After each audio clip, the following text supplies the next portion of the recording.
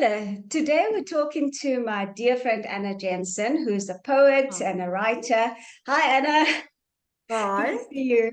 Um, we're going to talk about your latest release, which is a book called Maria. But before we do, can you please just share a little bit more about yourself? Yeah. As I talk, people will probably realize that I'm from the UK. The more that I speak, the more that you'll hear the English accent coming out. So I left the UK 27 years ago when I got married and moved to Durban in South Africa. My husband is a South African, so we kind of came here with and met, lived fairly close to his family and so on. We were leading a church for quite a few years, and then when we handed the church over, I was sort of left with what shall I, what do I want to do now, sort of thing, and what does God want me to do now? And from there, I actually started writing. We'd had a trip to Zimbabwe, and we'd been to see Victoria Falls. And the one thing that amazed me with Victoria Falls was just it's just so all-consuming, like we went and the kids were wearing waterproof coats and yet they still got soaked through, and you could stand right next to each other and not hear each other speak because the noise of the waterfall is so loud. And later I came home and I was sitting reading the Bible. I was reading in the book of Revelation, and talks about where John hears the voice of Jesus speaking, and he says that the voice was like the sound of rushing waters. And I was really taken with that, and just like, wouldn't that be amazing if everyone could experience Victoria Falls and realize how drenching the voice of Jesus is, and understand just how all-consuming he is when we enter into his presence, and so I was thinking that, and like, wouldn't that be great? And then I carried on reading, and then a little bit in the same kind of area, it talks about Jesus says to John, write what you see in a book. And I just thought, oh, that was the word that God gave to me, write what you see. And so that's what started. That's how my writing journey started. I did start with a book of inspirational poetry and devotions. Did a few more of those sort of short, kind of daily devotions over a period of about 2 weeks or something like that. So I wrote those, and then we were in a multi-author set together, which was really fun. So that was also where I put together some of my devotions and poetry. And then I moved on in 2020, I think it was, kind of around about COVID time, actually, that I wrote my first historical novel. And then from then onwards, I've just found that's a genre that I really enjoy. I enjoy the research side, but I just enjoy uncovering people's lives and sharing those with other, with readers. So so that's kind of where I'm at. I think that's great. I think I've enjoyed your poetry, and I think you really paint with words. Whenever I read your stuff, I feel like Anna is so accomplished. Like when you write, I can visualize, the things that you and that you I write think about. it's maybe it's working with poetry first and then moving into writing novels that actually has helped with that, because I think it's just, the discipline of poetry, and in particular the kind of poetry that I like to write is very I kind of want to find a way to describe what I'm seeing, or a way to describe what I'm hearing, without using just the normal, well, I heard a bird sing, so how can I describe hearing a bird sing without actually saying that's what I heard? And so I think then when I've then moved into novel writing, I've found it's quite interesting, because a lot of writers will say the thing they find the hardest to do is the descriptions. And I don't find that bit difficult at all. For me, it was having to learn how to do dialogue, and kind of, for me, it was learning other aspects. Whereas certainly in terms of describing a scene, I don't find that particularly difficult. So Yeah, no, you are very, very good with that. Now, in tribute to your new novel, I put a Yeah, picture up of the Drakensberg, I love it. where your story is based. You know, so if you would be able to just share, you know, sort of like the inspiration about your story, sort of like what inspired you to write the story? Yeah, do you know, one of the things I really like doing when I write historical fiction, it's often when I've been and visited a place, and when I'm there, I just get a kind of a sense of, oh, there's a life here that I want to share with other people. So, you know, the one that I've written is about the plague village of Eyam in the north of England. I've written another one about World War II, code breakers. And then this particular one, a few years ago, we visited the Drakensberg area and we saw the sign for the Kohlfootfrau, which in English is the barefoot wife.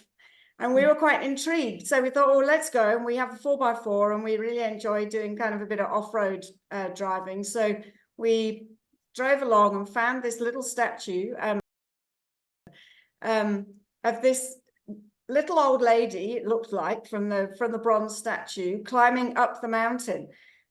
But in bare feet. So as you can see from Vida's background there, you know, it's not a nicely paved pathway that people would be walking. You know, it's bush, it's bare, it's rocks, it's stones, it's thorns. You know, it's maybe snakes.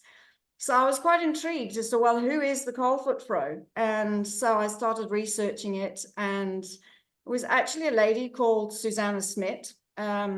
She was the wife of Erasmus Smith, who became one of the main pastors for the Afrikaner voortrekkers who left the Cape in the mid-1800s to flee from British rule. And it's always a little bit difficult writing these stories about South African history as a British person, because so much of the history is to do with my ancestors coming and doing things in the country that maybe wasn't so great.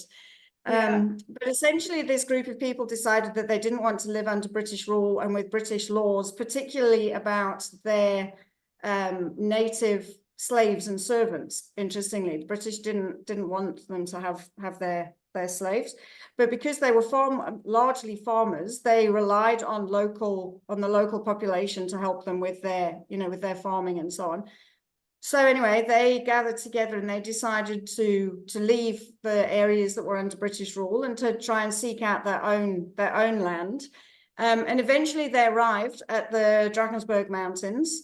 They went in 2 or 3 different groups, but one particular group, which became very famous, was a group led by Piet Retief, and they reached the top of the Drakensberg and looked out over the province of Natal, which is where I live. And from where you kind of can see, you know, you stand on the edge of the escarpment and there's just this beautiful valley below you that looks really fertile and lush. You can see the rivers running through. And so this particular group of trekkers decided that was where they were going to try and settle. They, all of the voortrekkers traveled using covered wagons, so very similar to the American wagon trail of the Oregon Trail and so on. And so, you know, they had to figure out a way of getting their wagons down over the mountains, which actually they took the back wheel off. And as they took the back wheel off, they then would kind of stick a whole load of tree trunks and branches around it to act as a natural brake. But anyway, so this group settled in Natal. There were various horrendous incidents on the way, the most famous of which, if anyone knows South African history, is the Battle of Blood River. Well, firstly was the battle with Piet Retief, and the Zulu king Dingaan killed Piet Retief and all his followers. That's not a spoiler for the book, because that's general knowledge. So then there was the Battle of Blood River, but then eventually a group of them settled in Pietermaritzburg. And they lived there quite happily for a good few years, 2 or 3 years. They set up the beginnings of a republic, but then the British decided no, they didn't actually want this to take place. So they met with these settlers and basically said to them, no, sorry, we're going to take over this area and make it a British colony. And Susanna Smith famously went with 400 other women of the community and met with Sir Henry Cluter, who was the British envoy. And she basically listed all the things that had happened to them on their travels and told them, you know, we've not done this. She told Sir Henry, we've not done this just as a nice trip, you know, it's not a holiday trip. We've done this for a reason. We believe passionately in the republics that we are trying to set up. And she declared that she would rather hike barefoot back across the Drakensberg than live under British rule. And so this little statue that's there is commemorating this amazing story of Susanna Smith, just saying, you know, I'm going to stick to my principles and I'm not going to live under British rule. So I started researching, and then to my great disappointment, discovered that Susanna actually never left her area in Tull. She never left Pietermaritzburg.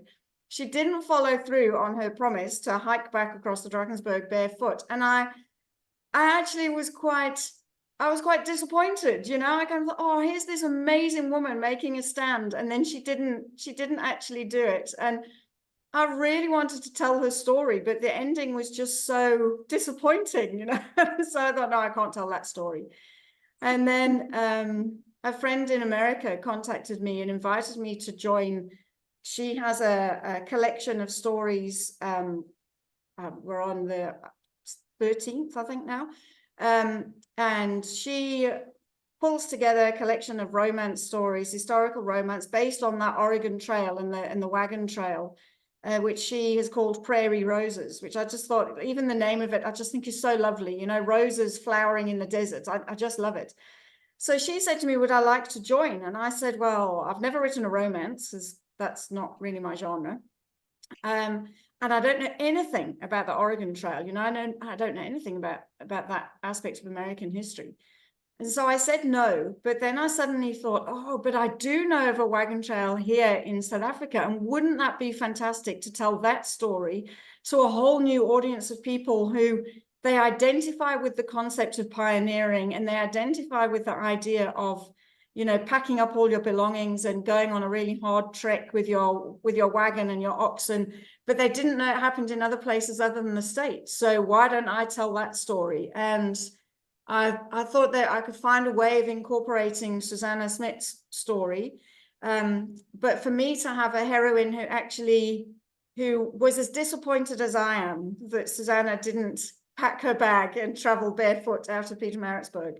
So I won't say anything more about what happened to my heroine, but at least, you know, that's kind of where the inspiration came from, was, you know, I think some of those Afrikaner women were amazingly brave and incredibly strong and talented. You know, they had to fight alongside their menfolk, you know, so when there were battles and so on, the way that they filled the men had to fill their rifles, you know, it took too long to kind of shoot and then fill. And so they actually would have two rifles and then pass their used one to their wife or whatever, to refill that one while they used their second rifle. And, you know, I think it's easy to think of these women just as being travelers and just kind of going along because that's what their menfolk told them to do. But actually these women were incredible, you know, and without the women, would the men have even succeeded?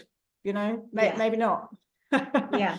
No, I love the fact that you write about women and that they come across as really strong and competent. You know, I really love that aspect of your story. But now your book is called Maria. So, and it's about a young woman. So, if you can tell us a bit more about her and why we would like her.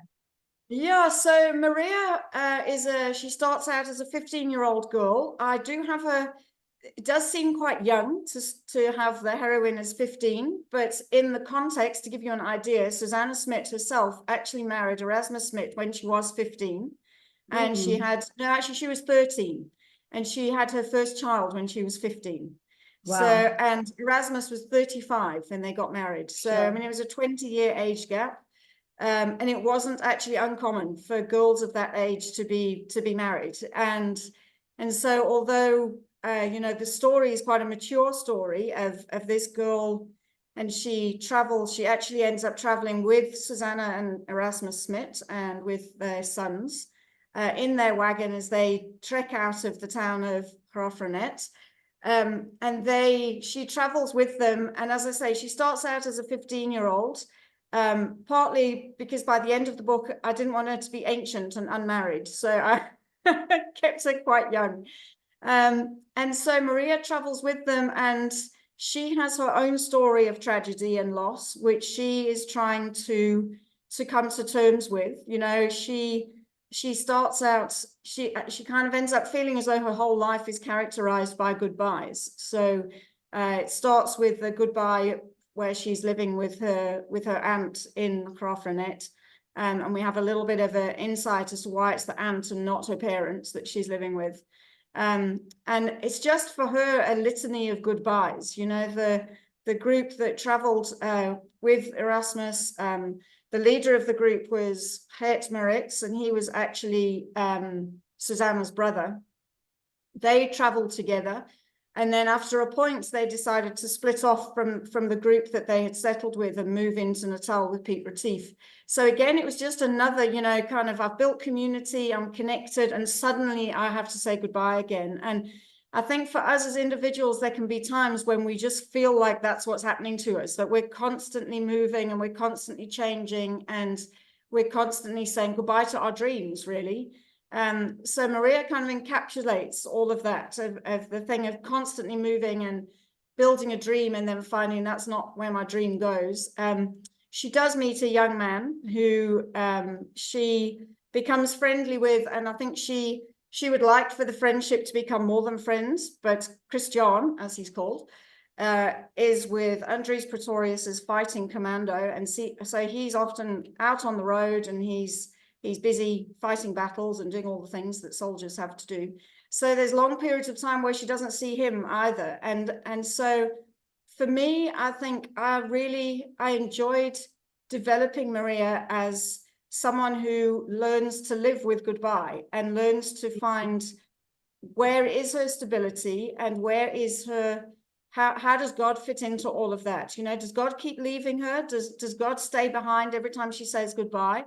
Or does God actually travel with her? And so it's kind of a journey of discovery. You know, is God able to be in multiple places all at once, or is he, when we leave, does he stay there and he kind of leaves us on our own? You know, so I think for me that's what I've enjoyed about Maria, was she kind of is developing a faith. She's growing into her own sense of self, actually. You know, that she starts out as almost being a parcel being passed from one person to another, but eventually becomes her own self and makes decisions that are decisions of her own. And she builds friendships that she knows she has to hold with an open hand because they break apart. But in her heart of hearts, she's wanting that connection and that safe place that can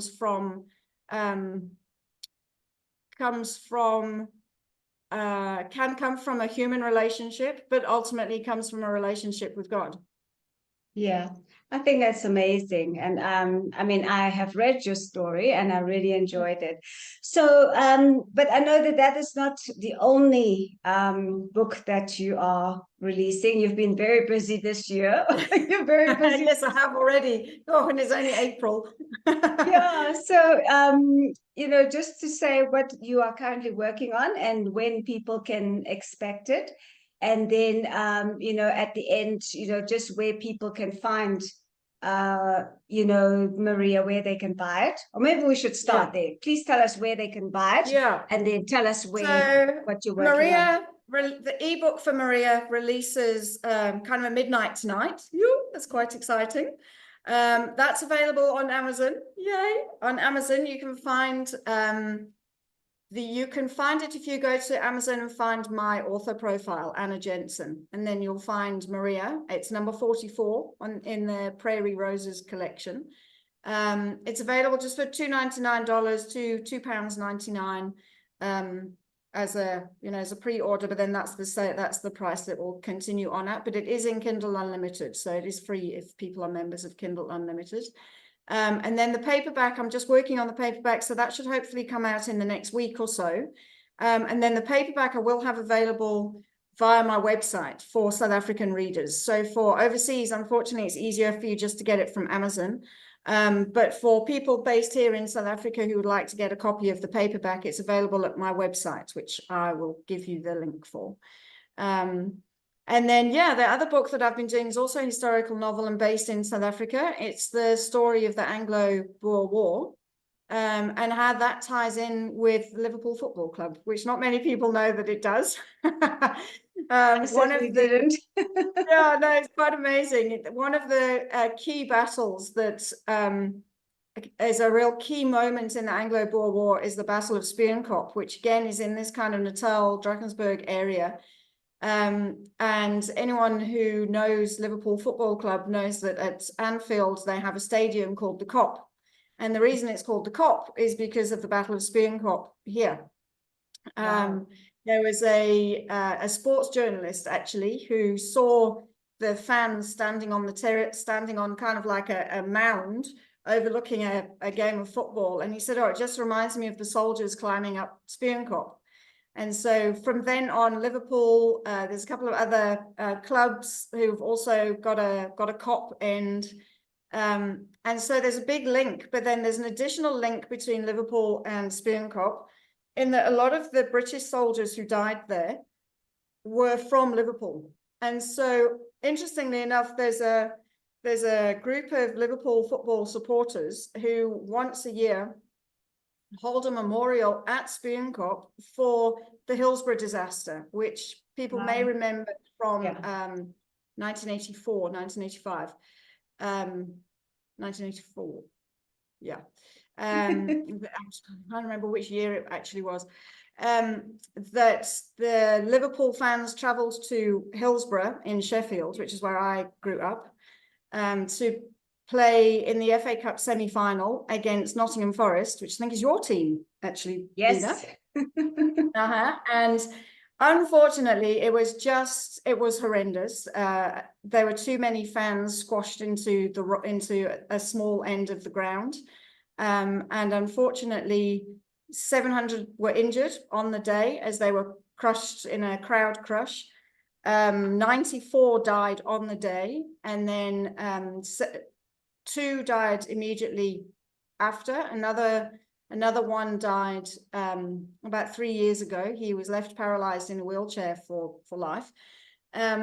He died a couple of years ago, and then a third person, which is it's such a terrible tragedy. You know, another person, he'd actually given his ticket to a friend to attend the match, and unfortunately the friend died, and he couldn't live with the guilt of that. So the story Remembered Lives is just about remembering people, you know, and just remembering. It's not necessarily a sacrifice, but it's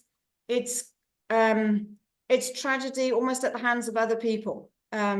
You know, it's like the Battle of Spierenkop, the whole of the Anglo-Boer War was very much a war about colonialism. It was a war orchestrated by people in Parliament in London and in the South African Parliament here in Cape Town. And yet they actually didn't have to do any of the fighting. You know, they send, as is often the case with these things, it's the young men who end up fighting. The Boers, the Afrikaners, who were trying to, in their mind, defend their way of life again and defend their republics, which had now been established. You know, they ended up also just casualties. The story goes on, and it is not very pleasant. But interestingly, Paul Kruger, who was the president of the Transvaal Republic, was actually a child. He was a boy during the Great Trek. And so he was actually in one of the wagons trekking out of Cape Colony up to the Johannesburg area. So there's, you know, that kind of a link there too. But I just, you know, it's not a blood and guts war story particularly. It's just a story of individuals and how they get caught up in things and how they get caught up in events. But you know, the Bible tells us that 2 sparrows are sold for a penny, and aren't we worth more than many sparrows? And that God counts the very hairs on our head. And, you know, often at these memorial sites, there's gravestones or whatever to soldiers whose names are not known. You know, they don't know who it was. And I was again really taken, but God knows, you know, God knows their name, and God knows their family, and God knows their history, and He knows who they were connected with. And so that was kind of the focus of that story. So it is kind of a war story. It's also a little bit of a South African tourism story, because some modern day Liverpool fans come over to attend the memorial at Spionkop, and it's kind of their experiences of visiting Durban and visiting Natal. So it was a hard story to write, but and it's taken me 18 months to kind of get it on paper. But that releases at the end of May, also on Amazon, and also the paperback will be available on my website. So yeah, two South African histories, kind of, and nice how they intertwine, which is really good. Yeah, so I must say thank you for really, bringing out these events, in fiction, and just reminding people, like of very important events in the South Yeah, African history. So yeah. thank you for that. And then also just to thank you as well, for taking the time to chat to us now, Oh, it's great. and to wish you luck with the book. So Thank yeah, you. yes Thank to you so many much. sales. Thank you Okay so then. much. It's lovely to chat.